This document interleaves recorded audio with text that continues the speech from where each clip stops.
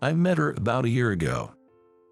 At that time, the restaurant that I had inherited from my father was losing customers and was at risk of closing down. The restaurant was located in a town adjacent to a fairly well-known tourist attraction, akin to something like Napa Valley. Tourists used to flood into our town, making it a bustling place. However, a few years ago, the town's train station became a mere stop for the express train, resulting in fewer tourists stopping by and a drastic decrease in customers at my restaurant. I had confidence in the taste of my food. I didn't want to shut down the restaurant so easily. But I couldn't think of a good solution. In order to clear my head, I decided to refresh myself by spending a night at a hotel with hot springs in the neighboring town of Sonoma, a place that also held connections to my father. "Mr. Jones, my name is Catherine, the young proprietress here. I'll bring your dinner, with drinks and appetizers shortly, but the main dish may take a bit longer. I hope you understand." "Is there a problem?" "Actually, one of our kitchen staff fell ill unexpectedly, and so, well, if it's an emergency, there's nothing we can do. I apologize for the inconvenience." "Is the staff member okay?" "Yes, our head chef. Well, he is conscious. Just, due to his age, we had to." "I see. Take care of him." The person who fell ill, as Catherine, the young proprietress, had unintentionally mentioned, was the head chef. The reason I have chosen to stay at this hotel was because I wanted to taste that head chef's dishes. My late father and this head chef were both apprentices at the same fine dining restaurant. I had heard from my father that they often had disagreements about the taste of the dishes. Eventually, the two had a falling out. My father opened his own restaurant, while the other became the head chef at this hotel.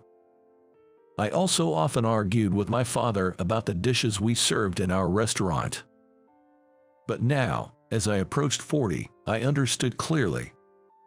Chefs argue and confront each other because they recognize each other's skills. The stubbornness and pride of a chef can lead to such conflicts. I came to this hotel hoping to gain some insights for revitalizing my own restaurant. However, it seems like tasting the dishes of the head chef I was looking forward to was not available. I hope my old man isn't interfering because he doesn't like the idea of me using this place as a reference. Well, even though they had a falling out, my father wouldn't meddle from beyond the grave with the chef. "I apologize for the inconvenience. We will reduce your accommodation fee by 10% as a slight compensation." A 10% discount? You kidding me? The next morning, when I went to the front desk to check out, Catherine was being bombarded by complaints from other guests. It was undoubtedly because of last night's dinner. "Cut it out, will you? What's your problem? You ate all your dinner, right?" "I ate it." "Then, it's all good." I glared at the guest. The guest seemed a bit taken aback and started whining. I ate it, but it was so late that my entire schedule got messed up. "Were you planning to go somewhere nice?" "It's none of your business. It was an emergency. Understand that. But, get it." Seeing me get stern, the complainer seemed to have given up. Feeling a bit smug, I gave a snort and a smirk at Catherine, who was bowing her head in thanks. In the end, I returned home without finding even a hint to revamp my restaurant. I had no choice but to continue my modest business, catering to a few regular customers. One day, a seemingly 70-year-old man walked into our restaurant. It seems not really much of a drinker, as he slowly savored the warm bourbon while enjoying 2 or 3 dishes. Occasionally, he would nod approvingly and murmur, "That's good." When I served him the grilled chicken and soup he ordered as his last course, he seemed to enjoy the chicken but tilted his head curiously at the soup. "Is it not to your liking?" I couldn't help but ask. He then inquired if the soup was made with the same recipe I'd inherited from my father. "Well, yes, it is," I responded. While I was growing concerned about a potential problem with the flavor, the man introduced himself. I apologize for the abruptness. I'm Richard Taylor. Richard Taylor. I was confused, not recognizing the name or the face in front of me. I used to share meals with your father back in the day. It's me, Richard, he clarified. I finally realized who he was. He was the head chef of the spa resort I stayed at, who'd fallen ill abruptly. He was my father's former fellow apprentice, from whom he had parted on bad terms. I am deeply sorry for my sudden illness when you visited us, he apologized. How's your health now? I'm fine now, as you can see. Richard responded, blushing a bit as he ran his hand through his trimmed hair. Did you come by chance? I heard it from the young proprietress, you know. She had told him about the man who had placated a disgruntled customer the morning after the head chef had collapsed. Young proprietress checked the guest book and informed Richard that it was a certain Noah Jones. Ah, so you're the son of that Jones, and so, tonight, he had come all this way to thank me.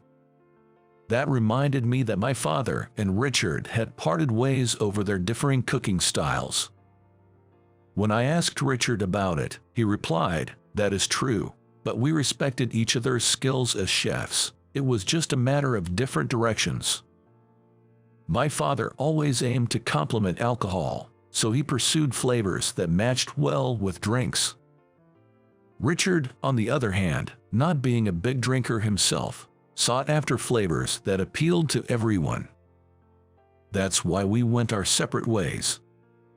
Though my father and Richard rarely met, they stayed in touch, he said. You know, I briefly met you at your father's funeral, Richard added. Oh, I see. My apologies for not remembering, I replied. It's been 5 years already. Yes, time flies.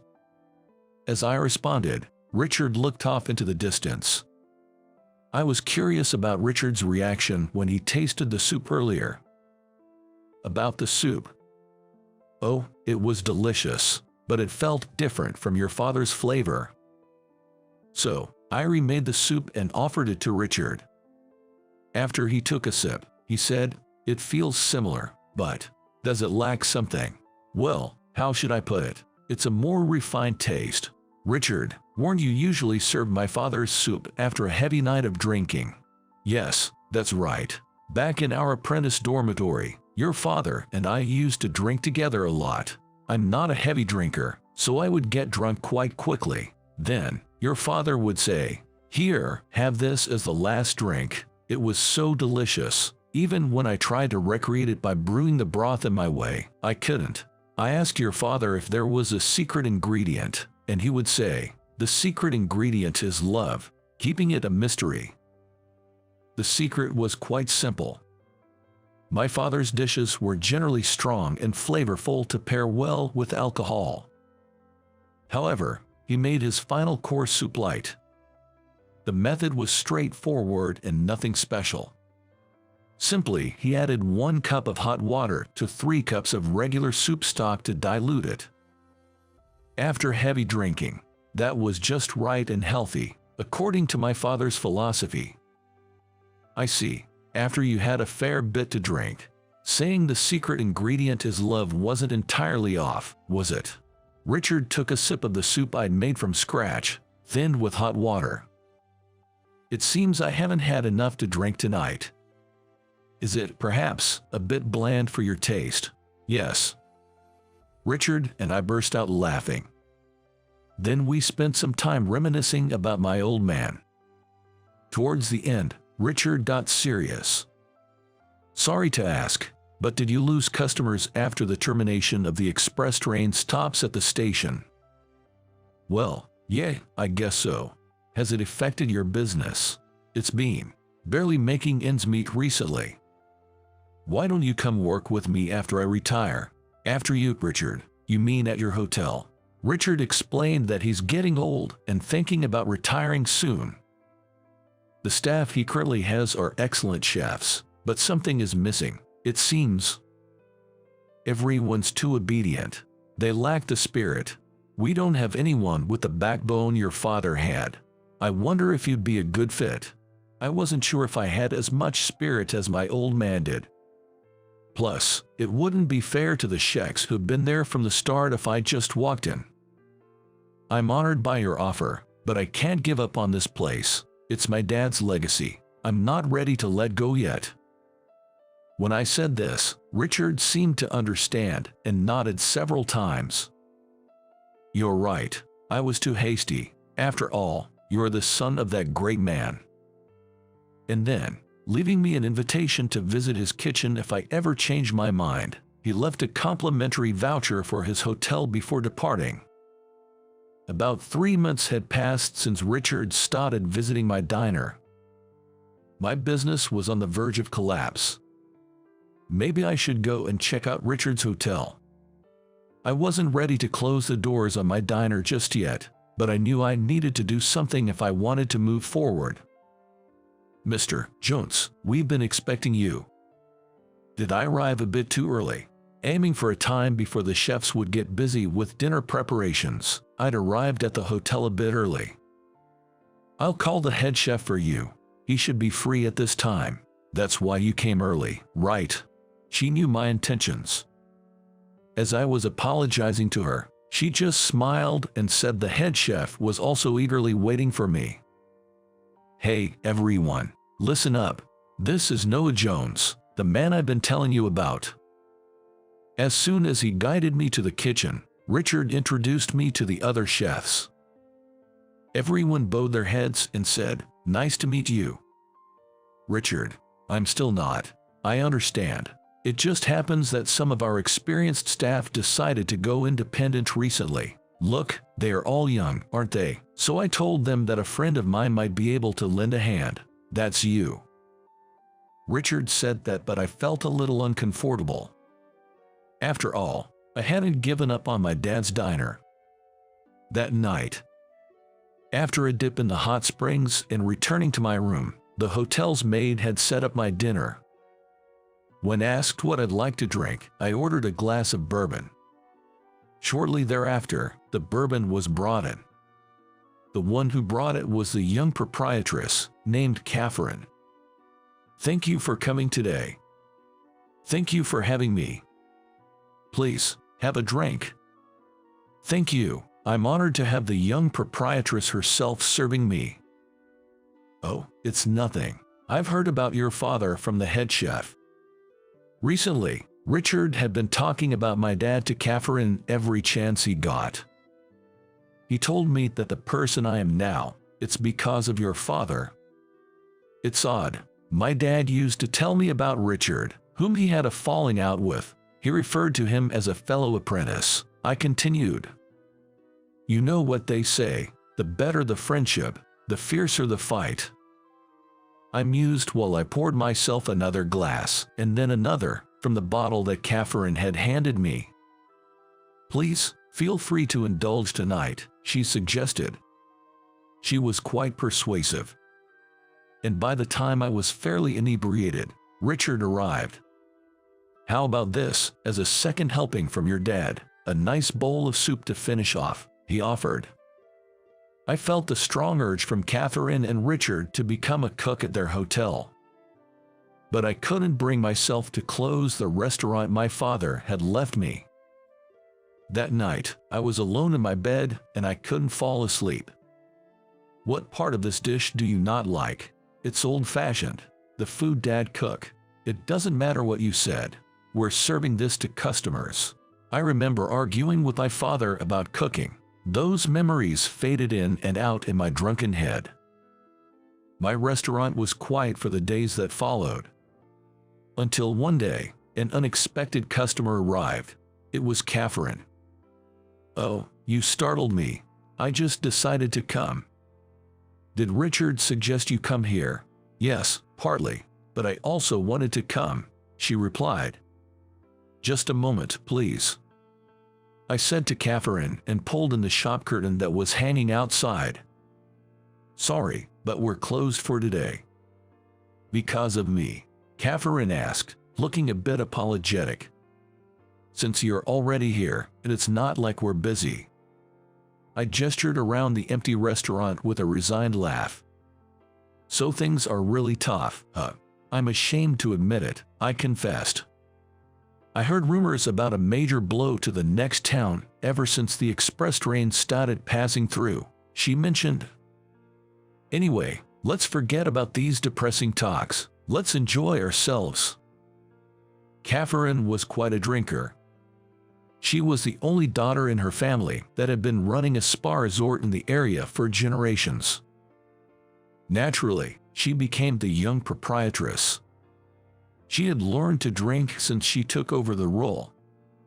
I start working early in the morning, and I find myself looking forward to a drink after a long day. I'm the same, but in my case, I think I just inherited my father's love for alcohol, I replied. Just a few months earlier, Catherine and I had met only once or twice, but we were now talking like old friends. "Come on, let's have another round." "Another one?" I asked, surprised. "Yes, just one more." But my heart is already full. "Dad, I'm sorry, I can't keep running this restaurant anymore." 6 months later, I closed the restaurant that my father had left me and took a job as the deputy chef at the spa resort where Catherine and Richard were. Thanks to Richard's efforts, the existing chefs warmly accepted me. When I was appointed as deputy chef, the young proprietress Catherine had proposed a condition. "Please live here in this resort and join us for a drink after work." This was exactly what I wished for. I had no reason to refuse. "Noah, come on over here, let's have a drink." "Again tonight? Why not? Let's do it." When I entered the room where she was waiting, I saw Catherine happily pouring whiskey. "Here, have a glass." I responded with a nod and took the shot glass in my hand. And as Catherine poured for me, I thought to myself, I'm about to turn 40. It's not that I haven't had girlfriends in the past, but I've stayed single up to this age. My late parents were late to marry, and when my dad was 40, I was born. Now, as I'm about to turn the same age as my dad was when I was born, I'm here, every night, getting whiskey poured for me by Catherine. Maybe this is what they call fate. What do you mean? In response to Catherine's question, I said this. Will you accompany me for a nightcap for the rest of our lives? For the rest of our lives. After a moment, Catherine smiled broadly and nodded vigorously. Catherine and I gazed at each other. It was a moment when our feelings connected. Thus, Catherine and I got married, with Richard, who retired, serving as a matchmaker. Working together, we strive to manage the hotel. How was it? Subscribing to the channel would be a great motivation for us to continue making content. See you in the next video.